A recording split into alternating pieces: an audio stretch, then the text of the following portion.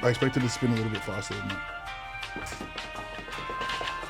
Welcome back to the tube. I might have tidied the beard up because of Sydney on the weekend, so it's like a little bit cleaner. No, I lost a couple of kilos over the weekend in Sydney. This is like, I'm an anomaly. Did we have the cameras on earlier when you said that I have the best genetics that you've ever seen? I don't remember saying that. You don't remember saying it? What I said was Josh Morton. You piece of shit. You piece of shit. You're also the most placed Australian classic physique athlete in the history of bodybuilding, and I feel like you can't get there on pure genetics. Well, you have, but like... Yeah, but for most people, it's just backhanded compliment after backhanded compliment. You know what's weird? I felt uncomfortable watching myself on the last YouTube.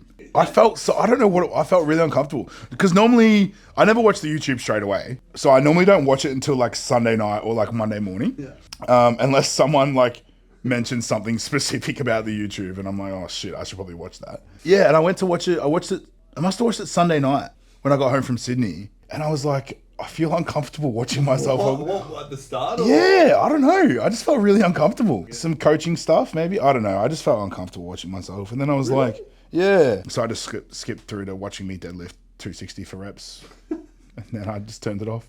We've got to change the 5. Hold up. This is just a whiteboard marker, but we've got to cross out the 5. We've got to write 6 time. He's won 456 Olympias. Who else are you going to get? Well, we're going to have to figure that out next year. Next year's classic physique Olympia is either going to be the most exciting thing of all time or the most anticlimactic classic physique in the history, because everyone's like, well, Chris isn't here, so it doesn't matter. But Ryan Terry's still the GOAT. I reckon Ryan Terry's done too. I reckon he'll pull the pin at some point in the next. What does he have left to prove? He's been competing for like 15 years. Sometimes when you get older, like your midsection, it doesn't get washed out, but it just doesn't look as crisp. And I think his strongest point ever has always been how symmetrical and genetically blessed his actual structure of his midsection is. Yeah. And I think he's losing that a little bit. That would be the coolest YouTube video ever, is just me fucking around and doing a powerlifting show for a day. Do you want to do it? It would be so much fun. There's just something in the back of my brain that's like, just don't hurt yourself, like for the love of God. Like for me to total 700 kilos, what's that? This is how toxic I am.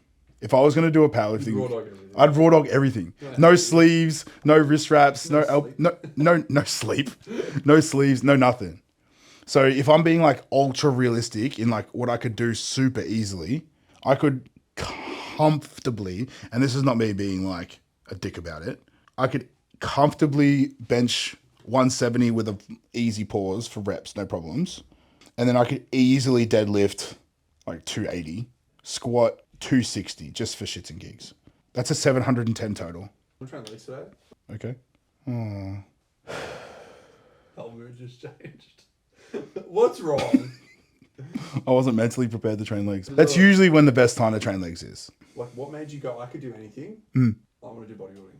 Great question. The simplest answer would be it was an endeavor that I could do on my own. Okay. So my entire life that it's like I played team sports and you know, basketball was a big part of my life, and I could train and I could practice for the sport alone, but the end result of a competition was not up to me entirely. The end result of us winning a basketball game was dependent on a plethora of other variables. It wasn't dependent on me. Whereas with bodybuilding, everything is entirely at my discretion. Especially at that time in my life, you know, I've spoken about, this is going to take a turn really quickly. No, I think at the time, you know, I was pretty lonely. I was dealing with the realization that I wasn't going to be as successful in basketball as that I originally hoped I was going to be. So that realization of I'm not going to be able to financially support myself from playing basketball for the rest of my life was a little bit daunting initially. When you put so much time and effort into something and you think that that's going to be the end goal and that's taken from you in one way, shape or form. And that might have been like delusions of grandeur. Like I'm sure that there were people that looked at me early on and they were like, there's no way you're going to be successful. But in my heart, I was like, I don't see a reason why I can't make this my life. And when I finally came to the realization and the conclusion that that wasn't going to be the case, I tried to turn to something else that I knew nobody else could stop me from being successful in it if I wanted to do it. If we have to get down to the absolute crux of it, then that was probably the initial part of it. Yeah, I think one thing that really draws me to bodybuilding specifically is that there's there's a need for constant progression. So there's no complacency whatsoever. And I realized that really early on. That was something that was confronted with really early on, that there's no ceiling when it comes to bodybuilding. And if we're talking absolute extremes and like ends of the scale, even like if you win the Olympia, then okay, now you have to defend the Olympia. And you have to be better to defend the Olympia. Like you have to continually get better. And I think that is what drew me to lifting and training and strength and conditioning. It was that I still remember it like clear as day, the first day that I benched like 2 plates. So the first day that you bench 100 kilos, like that is like a very big monumental goal for a lot of people in the gym, dudes obviously specifically. And I remember I benched it, and then straight after it, I tried to bench 105 and I was mad because I couldn't bench 105. Do you know what I mean? And it was like that instant gratification of accomplishing a goal, but then being like, okay, what's next? And this is probably something that is very detrimental, because a lot of my life was spent not in the present because I was always looking forward to the next. You know, I remember like when I first started competing, it was like, I want to get a first call out. And I remember I got a first call out and I just missed out like winning my class. So now I was mad about that when I should have been happy of what I did accomplish. And then the next show I did, it was like, okay, I want to win my class, or I want to win my novice class. And then I won my novice class, but I was 3rd in the open. And I was like, fuck, I was so close to the open. But I didn't take the right appreciation for accomplishing what I'd originally set out to do. And that kind of followed suit for the rest of my career. It was like, I wanted to win an open class, did that, but lost the overall. And I was upset that I lost the overall, not happy that I won my class. And then the next time I competed, I wanted to turn pro.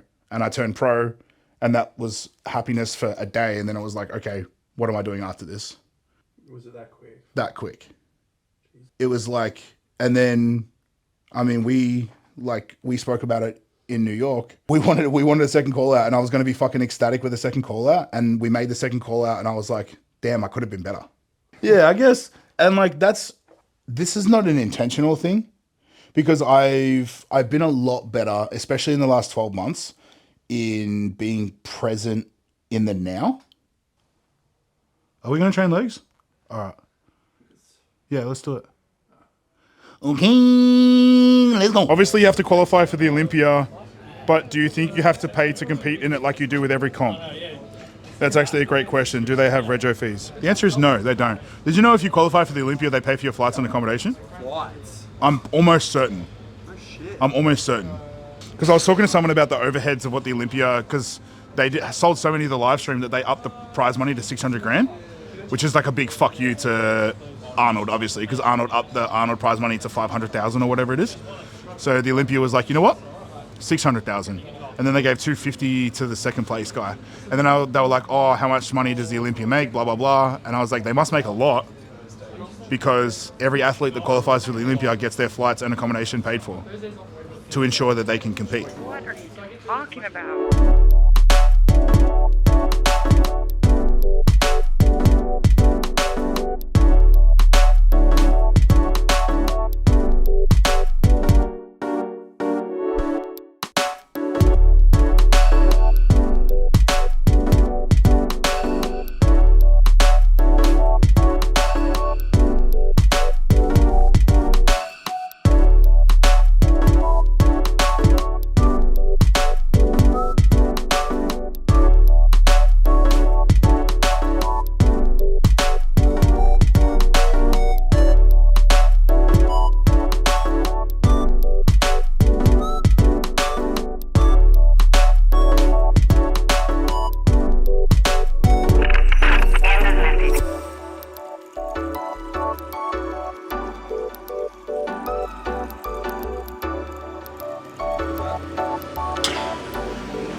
That's what Cooper looked like when we first started. And that's what Cooper looks like now. It's like not even 12 weeks. Every year people creep forward. And Steve Weinberger said, fuck off, get back in your box. And then you gotta watch, because Martin Fitzwater, so if this is the box like right here, he would like hit the most muscular. Oh, we'll do it this way. So he was like in the box, so that's the line. And he would be like, So he's like half in the box, and then Steve Weinberg would be like, back in your box, and he'd come back to the box. Highlight of my Olympia, and I spoke to Jess about this, highlight of the Olympia was how happy he was to be 4th place. Like, did you watch the open call-outs? Yeah. When they swapped him and Hardy, bro, he did a little jump. Like, he was like,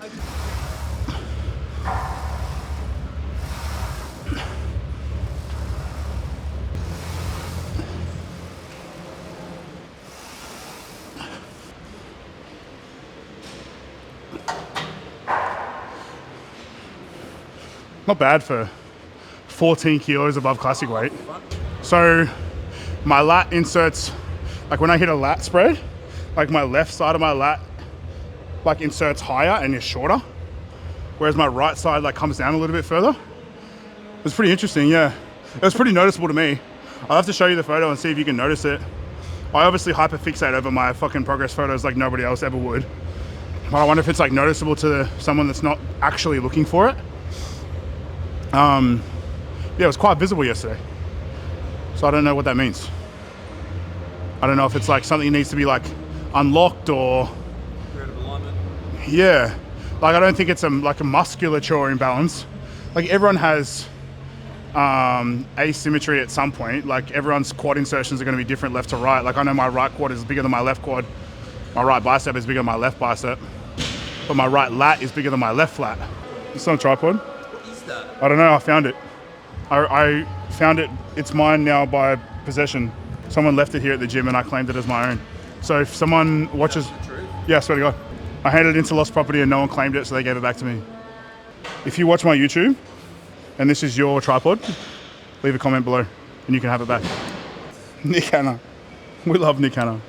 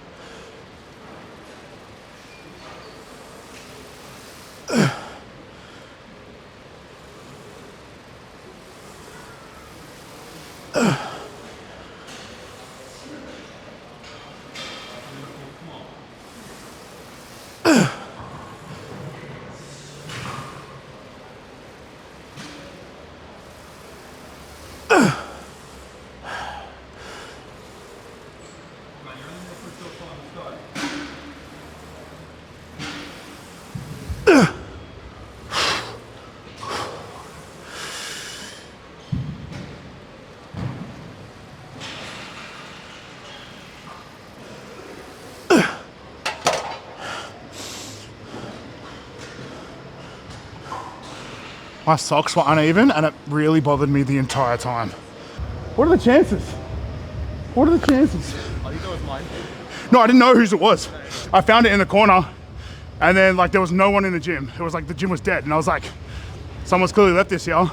And I was like, I'm just gonna use it in the gym and then someone that trains here will see it and be like, is that my tripod? And there you go. It's your tripod, bro. It came back to you. Yeah, it came back to you. If you want to use it, mate, you can. No, I literally never use a tripod and it feels weird to use one. I hit like adequate depth without like butt winking too much at the bottom. Like hit below parallel and everything.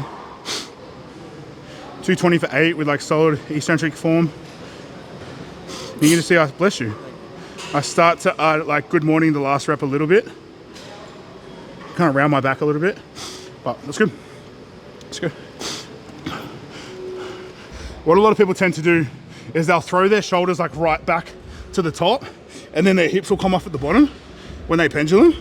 So they'll try and get like maximal like strength from hips coming off the pad, and that's when you kind of like hunch and get your lower back like pain in a squat format that's designed to not do that.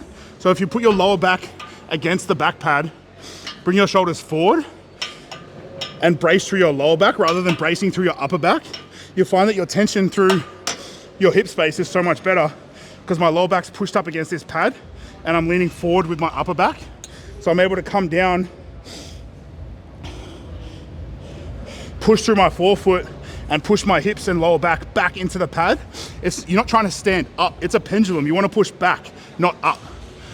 And that's what I think a lot of people get a little bit confused in like a hack squat, a pendulum, or your V squat, like different ranges of motion, different strength curves, different design machines. Like it's literally a pendulum. You're supposed to push back and up. You're not supposed to push up, and that's where that lower back pain comes in.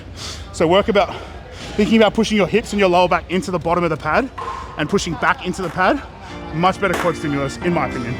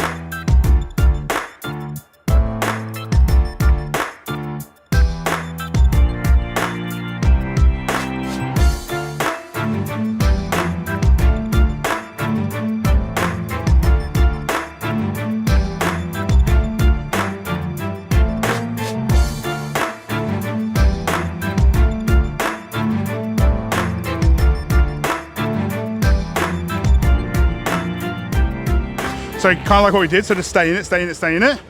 And then I'm gonna like come all the way up, tell you that it's the last rep, and then I'm gonna do like a 6-second negative. And then you're gonna need to help me out of it. So it's gonna be like controlled eccentric.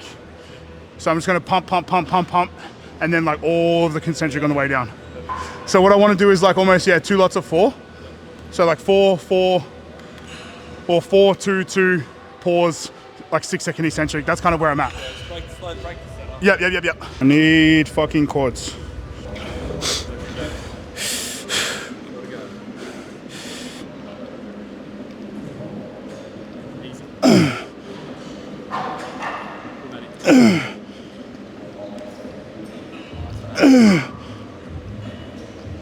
Two now. Good. Do it. Two again. Good. Gotta get this. Come on. Oh fuck. Quick, let's go. 6 seconds. Yep. 5, 4, 3, 2, 1, and drive. Oh. Jesus.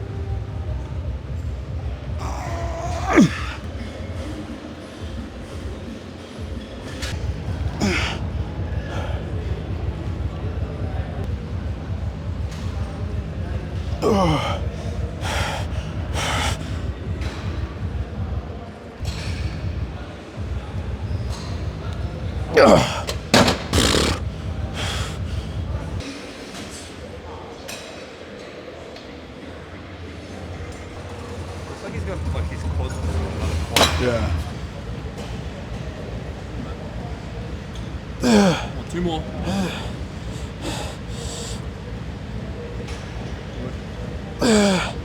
One more, come on. Come on, last it out. Come on. Last one's to me. 5 reps. Come on. Hit him. 1, 2, 3. Come on, hit it. 3, 4. One more. Ow. Let me go back in there.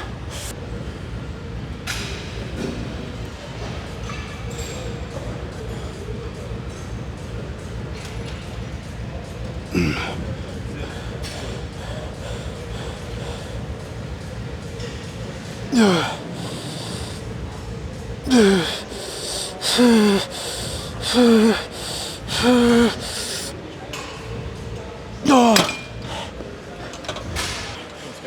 Cool, so come straight up. Yep. 3, 2, 1, 5, 4, 3, 2, 1. Yep. Up. 5, 4, 3, 2. Oh.